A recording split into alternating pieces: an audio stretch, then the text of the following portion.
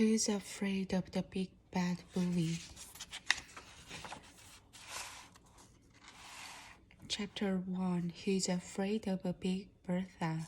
Bertha was a big, Bertha was a mean. Everyone was scared of a big, mean Bertha. All the little girls were scared of Bertha. All the little boys were scared of Bertha.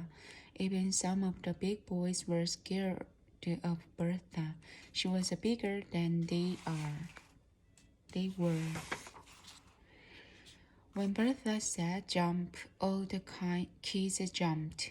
When Bertha said hand over your candy, all the kids handed over their candy.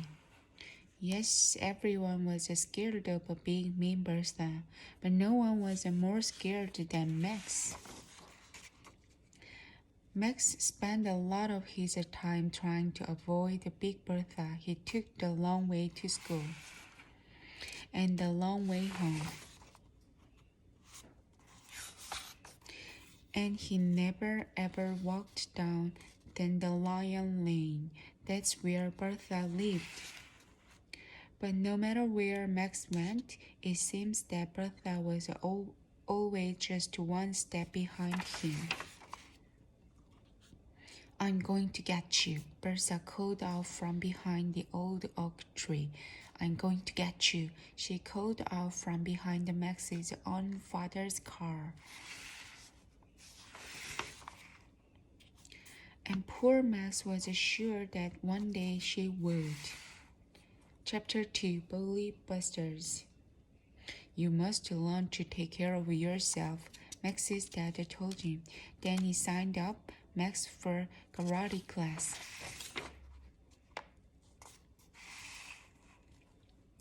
Max had lots of fun in karate class. He learned how to kick, he learned how to chop.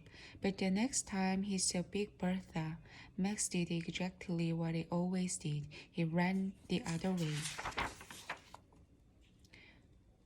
You have to stand up for yourself, said Max's brother Fred.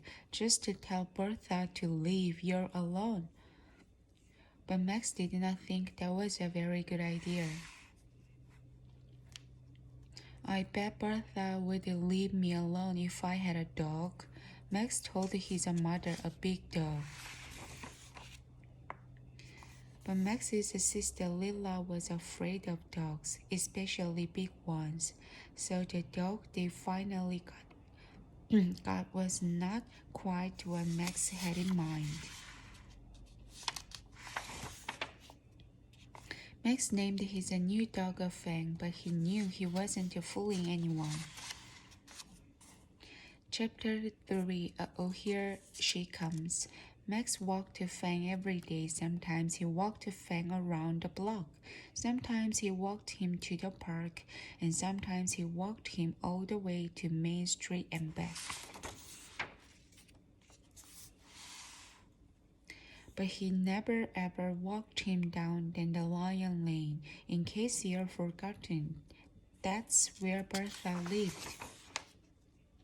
One afternoon, Max took Fang to the playground. A bunch of kids were playing baseball there. They all gathered around to see Max's new dog. What a cute pup, said Becky Ann. Isn't he sweet, said Carol Ann, bending down to scratch Fang's ear. What kind of dog is he? Paul asked. He's a part Airedale, Max said proudly. He looks more like an airhead to me. Someone broke in.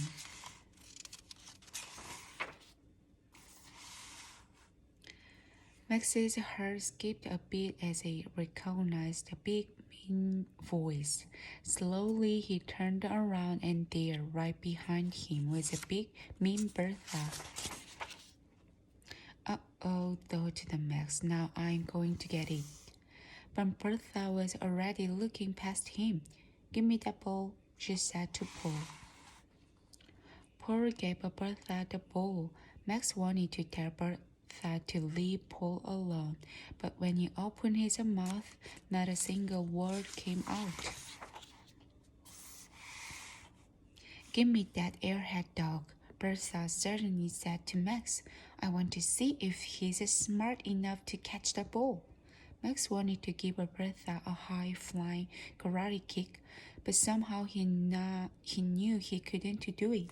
Bertha took a giant step toward Max and grabbed the Fang's leash.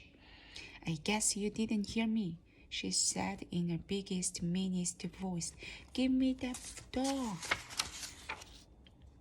Chapter 4 Back off Bertha. More than anything, Max wanted to take a giant step back, but he couldn't do that either. He couldn't leave Fang in Big Bertha's clutches. There was a long moment of silence. Finally, Max took a deep breath. He yanked Fang's leash out of Bertha's hand and said no. Then he took a giant step back.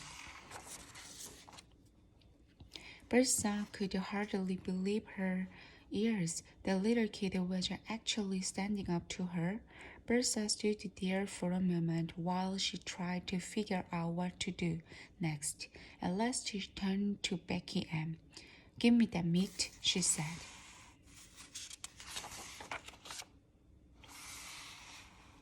Becky M started to give Bertha the meat, but then she looked at Max. He was still standing there, tightly clutching Fang's leash. Becky M snatched back her meat. If Max could stand up to Bertha, so could she.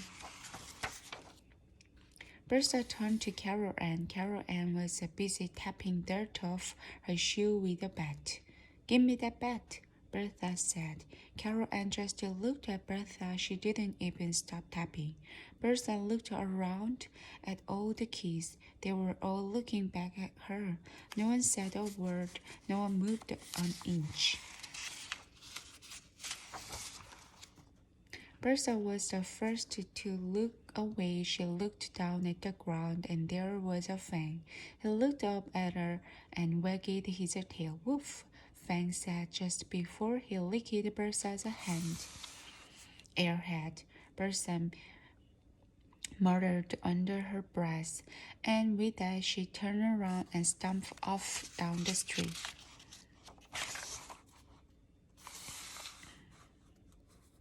From that day on, Max was no longer scared of Big Bertha. Neither were his friends, as it turned out. Once everyone stopped being so scared of Big Bertha, she stopped being so scary. And by the end of the year, she didn't really seem so big either. The end.